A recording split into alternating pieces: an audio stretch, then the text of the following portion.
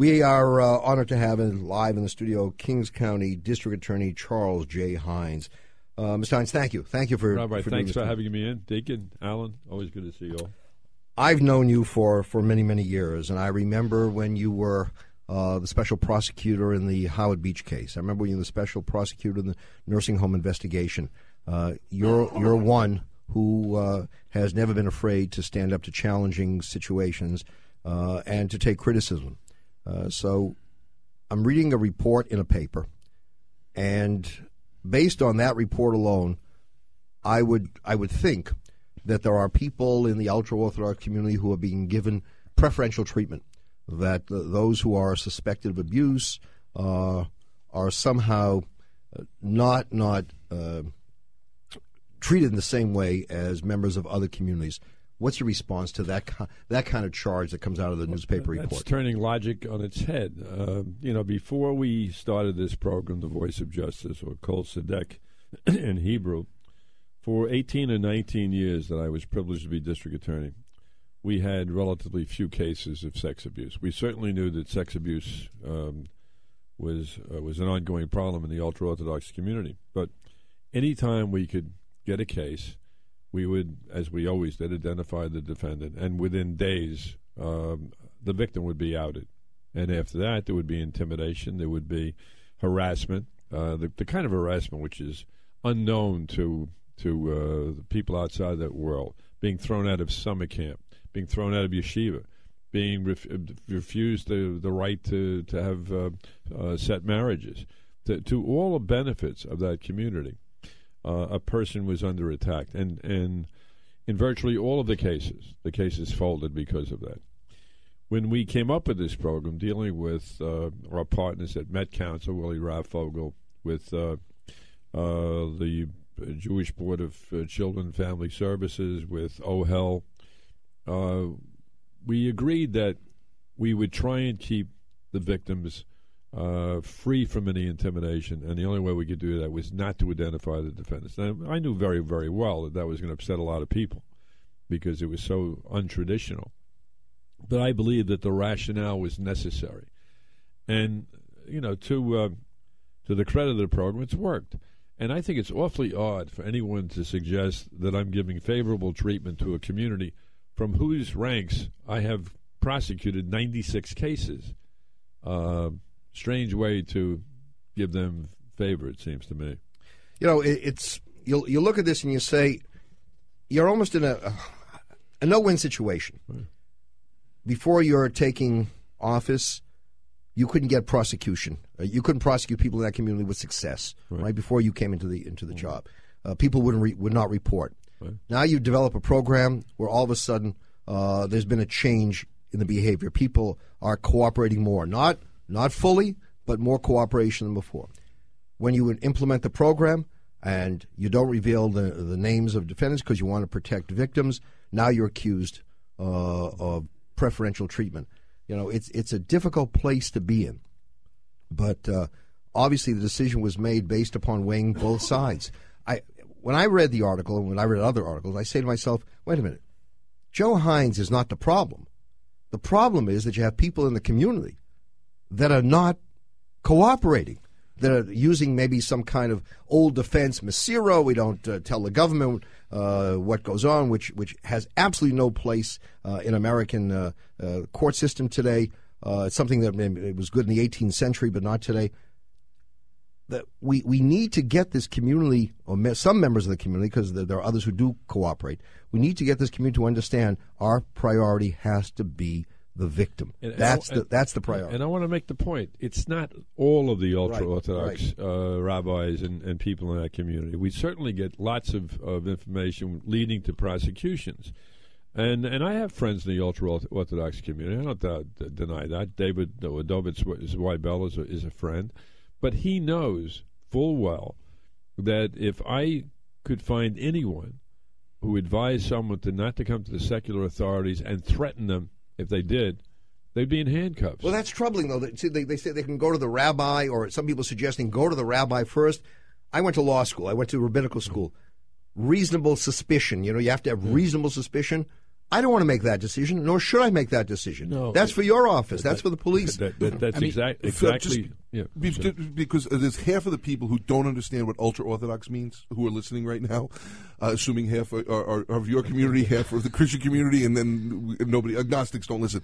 Can we just define our terms? What is an ultra-Orthodox community? Well, there are certain communities that are depicted as ultra-Orthodox because of their...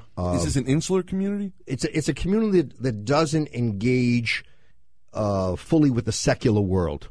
You have those, for example, who are centrist Orthodox. Mm-hmm. They go to college, right? They are part of the secular world, but they maintain their own identity. Then you have those ultra-Orthodox who want to remain in a separate community and not participate in secular behavior as much as possible. They try to have that separation. Would this be analogous to the Amish? Yeah, I think one can draw a very very strong analogy. Just so we have an idea of what we're talking about here. And that, by the way, is one of the problems with victims. They don't believe they have an option to leave that community. It's not people who were involved in testifying against the mob who go to witness protection. They want to stay in their community.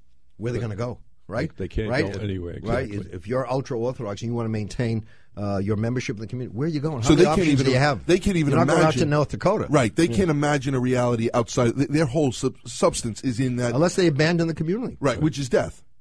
Metaphorically. Yeah, I mean, it's it means they're going to have to disconnect. Probably, how does one maintain that kind of, identity? Most of our listeners don't understand that. I mean, but we're talking about a community here that if you separated from it, that's your lifeline. That's the way you are. So, just for understand, so if there is a rabbi who somehow counsels the individual, the suspect, let's not report this to the authorities or the victim. Right. Then what? What will happen? There's nothing I can do about that. If the victim is threatened, then I can do something. Then I can prosecute for obstruction. And what we have had over the years is these kind of complaints by victims, and we've asked the first investigative step is have them wear a wire. Now we had two people who agreed and then backed off. They're terrified. What's the understanding with the Catholic Church that you have? The memorandum says that you may not pre-screen sexual abuse. You must turn it over to me immediately. And that's true in Nassau County and Suffolk County. It's throughout the city and also area. It's 14 DA's offices in the Albany district. They have the same memorandum of understanding. And, that's because the Catholic Church is central authority. We don't have that in the broad spectrum of the Jewish community, so you can't get that. But one of the things I want to see the task force that I've created produce is ideas from community, from organizations like JCRC, like Met Council, like Zweibel is so good with Israel. Tell me how we avoid ultimately putting someone in handcuffs who happens to be a religious, a member of the religious institution. Come up with a strategy, because I'm going to get someone one of these days. And how do we prevent that? Now, if you have a situation where let's say a teacher at a religious school, they have a reasonable suspicion, they believe that one of their students is being subject to abuse. They go speak to a rabbi, and I guess it makes a difference whether it's the rabbi of the school, the administrator of the school, or just a community leader. But a mandatory reporter still has to report, regardless of what they're advised and counseled by anyone else. Isn't that correct? No question about it. That's the law. They're mandated. Yeah. I would extend it beyond that. I think religious law mandates that you report. If you suspect something has happened, if you've heard something's happened, you got to report. From a religious standpoint, you claim to be religious, then the tenet of your religion says you cannot stand by and know something that happened and say nothing about it. Right. And if a report is made, that doesn't necessarily mean that someone is arrested and prosecuted at that point. The report opens up an investigation. Yes. And then it's law enforcement that then gets to investigate the allegation and determine whether there's probable cause to move forward. Is that? Yeah, absolutely. And one of the guys who's been taking a shot for the last couple of days is someone from the Survivors for Justice. And he claims he came to our office a year and a half ago, and we rejected an allegation of intimidation. He's got a paper trail. Well, seen his paper trail. His paper trail is an affirmation. It alleges to be an affirmation of someone who says, a rabbi asked me to come to the shul. He begged me not to go forward, and I felt pressured. And Hirsch, the guy's name is Hirsch, he was told at the time that there's no criminality. There's no criminal case we can launch here. And another one of his cases that someone gets a telephone hang-up, then another one, and traces the phone, he says, to the shul. Yeah. Now what do I do with that? That's the kind of stuff that, has been reported. And it's, I don't know what to do with the distortions except tell the truth. And the truth is that before we put this program in place, we got nowhere. Afterwards, we've had 96 prosecutions. What if you have a situation where the victim and their family says, look, we're confident in our ability to survive, or we're going to, move or do whatever it is that's unusual. Would you then identify the defendant if the family of the victim is comfortable with that? Without question. I mean, there's no reason for a departure of my policy of transparency. As I mentioned to you, I think I'm the only district attorney in the state who has open file discovery. I mean, I believe in transparency. So if that was a fact, and I must say that I doubt that is ever going to happen, but if it was a fact, absolutely. So is it fair to say this is, as a former prosecutor, I know that prosecutors often have to make compromises. You often have to use witnesses that may have committed serious crimes themselves in order to go after people that are higher up in an organization. Is this one of those compromises that a prosecutor has to make? Because you're certainly doing something, as you just said, out of the ordinary. Mm-hmm. So it seems to me that you're doing something that you don't normally do, but for a greater good, as you see it. Absolutely, and in many organized crime cases I've had, many corruption cases I've had, political corruption cases where we put 2 judges in jail and the county chairman of Brooklyn, which nearly cost me my job. In those cases, of course, you turn people who've done bad things. Here we're using a departure from policy to protect victims. I'm sorry, go ahead, Alan. No. I've spoken to a number of people in so-called ultra-Orthodox communities, and they said, under your leadership, things are changing. That all of a sudden there are people who are cooperating. There are people who are willing to come forward. And they didn't earlier, but now they see that there is this kind of special program designed that's sensitive to the conditions under which they live. And that's going to make a world of difference, because once you see some people coming forward and achieving victory in the sense that those who commit the crimes are being punished, then others will follow. You can make substantive changes. Our church, Catholic Church, for years engaged in a practice of once a pedophile priest was uncovered, he was transferred to the next parish without any notice to the pastor. And they did that over and over again. They have come to understand that that's counterproductive. It destroys their reputation, their integrity.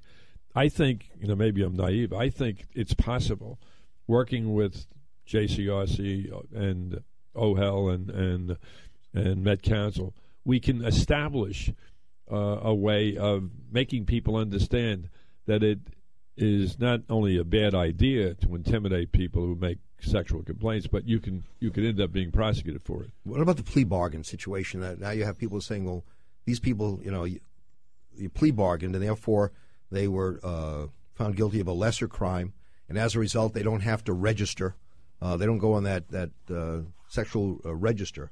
I'll give you an example of one plea bargain, and Alan may have a chuckle about this. And I'm a recovering defense lawyer, and that's what I felt. You're told as a defense lawyer that the complaining witnesses will not go before a grand jury. Do you plead guilty to a D felony? No. That's what happened in this case. The lawyer knew that the witnesses would not go to the grand jury. So pre-indictment, he pled guilty to a D felony. He went on a sex registry. His client ultimately got involved in molestation again. We have him under indictment. We have his brother under indictment for destroying evidence. But,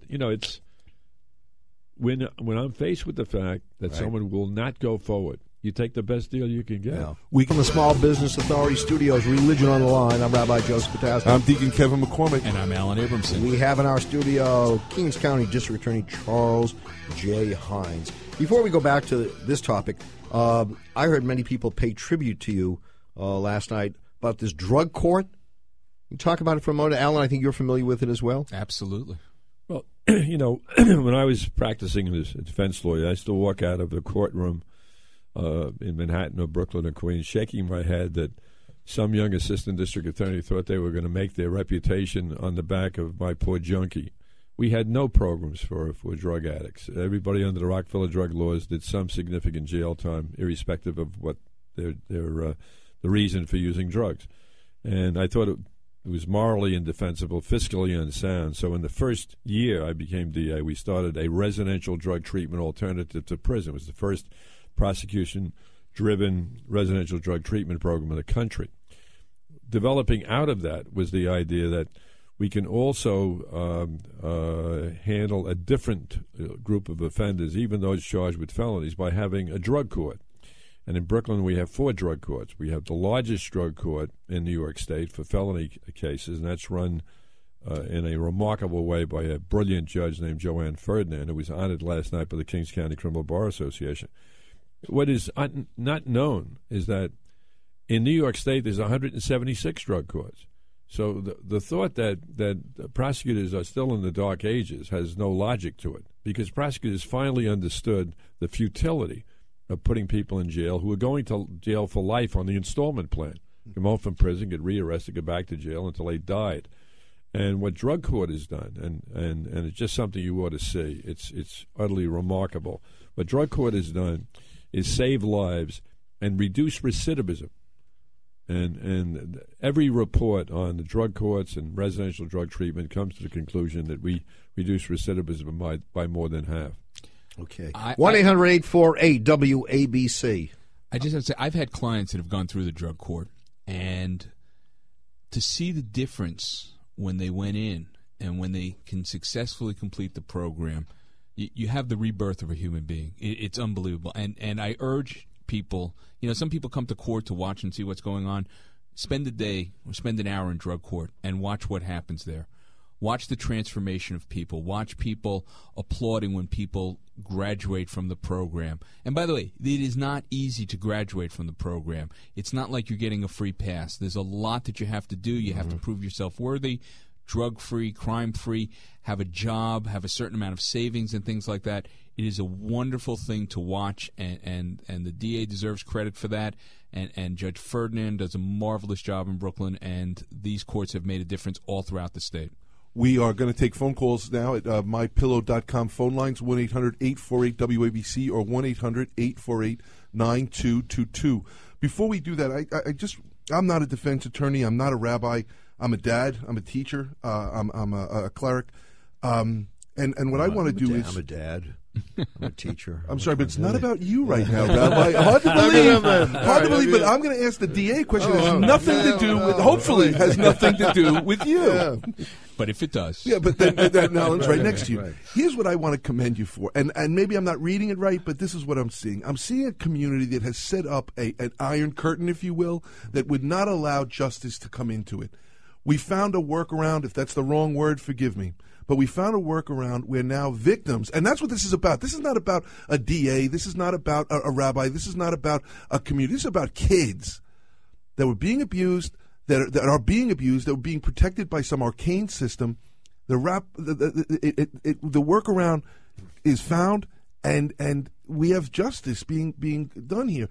I'm not a politician either, but I got to commend you because there are kids who are going to get justice out of this. And if I believed for a moment that my approach was wrong, and in fact I wasn't saving victims, in an eye blink I would revert to the policy, and that would make everybody happy. The media would be happy. Everybody would be very, very happy. But I would do that at risk for my victims, and I'm never going to do that. I get a kick out of reading this and seeing that you're being accused of being in cahoots with the community Right. that is upset with you for doing what you're Right. doing. So, And by the way, for years when nothing was being done, there were no reports. Right. Then nobody was saying anything. It's only now when you try to do and something. If any of my colleagues got involved in these kind of investigations, I would give them precisely the same advice. I'd say you're going to take a lot of heat, but if you're going to make substantive cases, if you're going to be able to add, for example, 18 people to the sex registry as a result of this program, you better protect your victims. Yeah. and this is not independent of trying to break down that wall of secrecy. And by the way, I think the other part of this is nobody wants to see piling on taking place with the community. There are some very, very good people who are doing some good work. Yes, they are. You know, I've been in the community several times, and I see the work that is done in helping people in hospitals, in providing, food, and providing scholarships. Even people who are trying to get out of different countries, they're able to get them out and get families reunited. And in fact, many of the cases of the 96 we've made, and that's up, I think, if it's 98, have come exactly from that community. Rabbis have given us information which have led to arrest. Yeah. The only thing that bothered me is when I saw some people advocating go to the rabbi first. It's absolutely wrong, and my policy has been misstated. David Weibel asked if I had objections to it. I said, I don't think I have the authority to tell someone they can't see a priest or rabbi. But if they're reporting sex abuse, I damn better well know as soon as they can to tell me about that. Don't be screening sex. exactly. In Catholic schools, Catholic parishes, it will be coming. Inevitably, it'll come to me. And immediately, we had a situation where as I hung up the phone from the one, I had the Brooklyn DA's office online with the other. And that's not because I'm a nice guy. That's what we have to do. And once again, you're mandated. You're a teacher. You're mandated. There are certain professions where you're mandated. And I say from a religious standpoint, everyone is mandated. And of course, the rabbis who are not teachers are not mandated. Right. And what I said to David Weibel is that if you allow them to screen, you can be sure that one of them is going to cross the line and obstruct, and they're going to end up in handcuffs. You don't want that happening. And just, we're talking about mandated reporters, and obviously teachers are mandated reporters. But there's a misperception out there that a teacher has to be licensed, and that's not correct. No. If there's someone who's in a classroom functioning as a teacher, they are a mandatory reporter. It doesn't matter whether they're licensed. It doesn't. That does not relieve them of the obligation to make a report of suspected child abuse. And the key there also, Alan, is suspected. We don't have to be right. But if it's better to say we're sorry, we went, but then to say maybe not. And that's let's be fair about this. This is a very low standard. Mm-hmm. But what the idea is that if you have a suspicion, if you suspect it's going on, you then have to provide that information to those people that can make the appropriate determination. I have to tell you, we're all of us here are parents. I can't imagine how anybody, unless you're devoid of conscience, could find some way to prevent a suspect, from being punished. I don't understand how we can, because what you're offering alternative punishment, you're offering up a different system. Do you know what? I think the reason why it happens is people have this idea that someone that's abusing a child or a sex offender looks like a sex offender. They look like someone that's nefarious and doing that. What the studies often show is it's your neighbor. It could be a teacher. People don't look like abusers and sex offenders. They look like your neighbors. And people sometimes are hesitant because, no, it couldn't be that person because I know them. Well, the other part is, the shunda thinking, like, let's not get this out there. It's an embarrassment for the community. You know what we learn? People will find out. And you're better off exposing it and eradicating it than letting it spread further by covering it up. And the most important thing is protect the children. Exactly. Protect those that can't protect themselves. All right. 1-800-848-WABC. Let's go to Massapequa Park. Vinny calling, line 1. Good morning, Vinny. Hi, how you doing? I'm Vinny. Good morning, I'm a recovering addict, and I just left a really great meeting at Jones Beach. I said that in front of 150 people, and it just felt great. And it was never in the prison system, but I always thought it was a tremendous waste of money to lock up these people that are abusing drugs and alcohol. And most of them wind up there as a result. And to hear 50% success rate is wonderful, because when I was in rehab, they told me, 1 out of 20 of you might make it or whatever, and there's a lot of help and support out there for people that come out that need the help. They can get it. And who would have knew that now at 59 years old, I'm on a road to recovery. Good for you. I'm very grateful, Good for you. Okay, thanks a lot for calling. Thank you. 1-800-848-WABC. The question that I'd like to ask you, D.A. Hynes, is how are the other religious organizations reflecting? And never mind what the politicians and what the Times or the Post or the Daily News are saying, but what are you hearing from the bishops, from the Protestant communities, from the Islamic communities with this endeavor that you're working on? Well, I had a very reassuring call from someone very close to the Bishop of Brooklyn, who said, "Hang in there, stay the course." Again, you're getting that from Jewish leaders as well. Oh, well, absolutely, yeah. Absolutely. And I've spent a lot of time consoling my friends who are Jews, Muslims, and Catholics over these attacks. But you got to make the point, as you agreed, the Amish community is very, very similar. There are very, very few other communities like this. Did I read recently that there are some leaders in the Amish community who are being investigated because they covered up in the Amish community? Absolutely. Right? It was just one paper. All right, let's take some calls here. 1-800-848-WABC. Norm calling from Brooklyn. Good morning, Norm. Hi, good morning. Good morning, Norm. Hi. I saw Zweibel's letter in the Times on Saturday where he said we should go to the rabbis first. And I'm wondering why local politicians in the Orthodox community don't speak out against attitudes like that. They're strangely silent. I see two of them go after you. I saw, what was this guy, Dov Hikind went after you, but why doesn't he go after his own community leaders who push that policy of going to the rabbis first? Well, having grown up in a particular Brooklyn community, the answer to that is go no. Yeah. But you're right. But look, the answer, I suppose some would, if I could play devil's advocate for a moment, I think some would say by going to the rabbi, that's the only way you're going to get cooperation, But rabbis should not be the ones deciding whether there's reasonable suspicion. They shouldn't be, filters here. But I know I'm going to hear from others saying, well, if you don't advocate going to the rabbis, you won't get any cooperation. Look, here's the problem. As I said to David Zweibel, and I repeat it again, allowing rabbis to make that choice where they have no legal education, they have no experience, will inevitably permit one or more to cross the line and obstruct criminal investigations. And if we catch them, they're going to be in handcuffs, and if we can convict them, they're going to jail. Yeah. It also makes them witnesses, potentially. Yeah. That's a good policy. Yeah. And by the way, if you're a rabbi, why would you want to be in that situation? Why would you want to be caught in the middle of that when you have a child's welfare at stake? And were there any doubts, let the DA's office, let the people with the expertise make the decision. I took courses in law school and rabbinical school. Asked me to define a reasonable suspicion. I don't know. And many people don't know. Or and you've never received any training in the signs of abuse. You wouldn't be able, if someone described several scenarios to you, you may not say, well, it sounds like that kid is in danger. There is a principle in Jewish tradition. The law of the land is the law in which you serve. You pay taxes. You serve in the military. The laws of the land you have to obey. And you have to report, then you have to report. Then let's not find a way to go around the system. It's wrong. And to put it the best face on, Alan, as you mentioned, people don't look like sex offenders. So it's quite possible that a rabbi, knowing a particular member of the congregation, will say, he can't be a sex offender. You must be wrong. Don't be running so fast to the secular authorities.